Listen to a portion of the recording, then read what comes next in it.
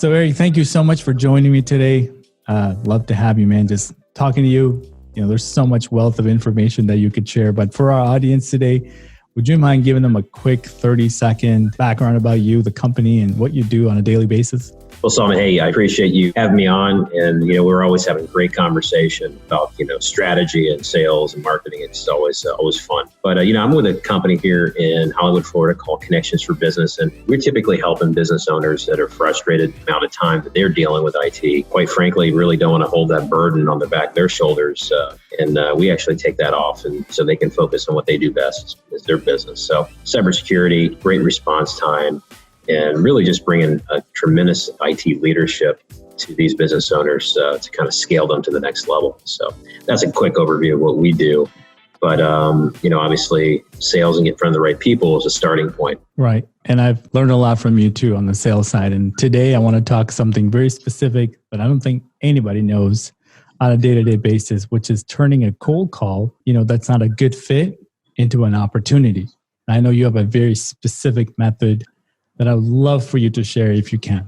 Yeah, no, absolutely. And, like anything that works really well, it's all about process, right? So going through my process whenever I'm making cold calls, or it could be just calls that are slightly warm, calling in and, doing, connecting with folks and connecting these business owners and going through the process and finding out for whatever reason, they are not a fit or they're not ready to do anything from an IT perspective at that time. They're currently happy with their provider. They're not going to move or anything like that. So, but again, it's all about going through those good questions and finding, really if there's any pain. And if we can't find the pain, I'll get to the very end and let the person know I really appreciate them taking the time, to ask me questions. I'm sure obviously they had questions for me as well through the process. And at the very, very end, I always say, hey, Solomon, I know we're not a fit to help you right at this moment, which is fine. I'll follow up, in the next few months and see how things are going. But let me ask you a quick question, if you don't mind. Is there anybody that you would recommend in your circle of influence or your world, or it could be vendor, it could be a partner, it could be whatever it may be, anybody that would appreciate the conversation that, you and I just had, that I could bring value to their business? And you'd be absolutely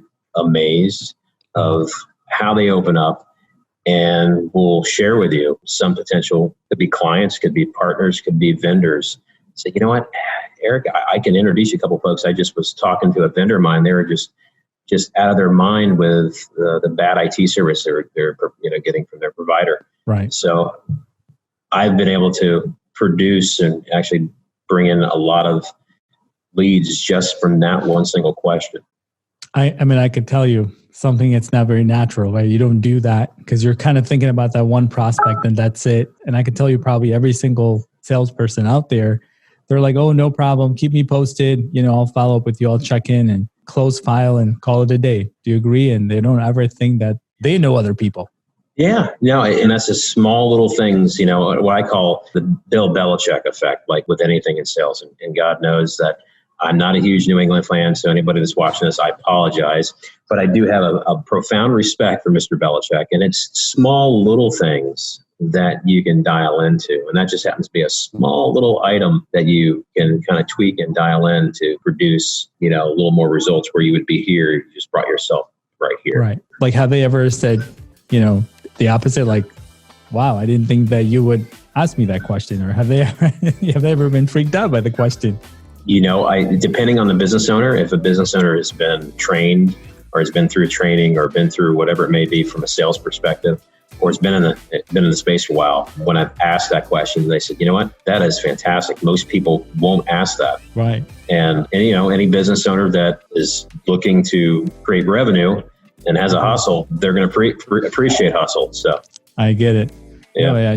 I think it's brilliant. And ever since I've heard you talk about this, I've been wanting to just chat and teach others, right? What this technique is. And by the way, I just speak of hustle. I like your hashtag on your shirt.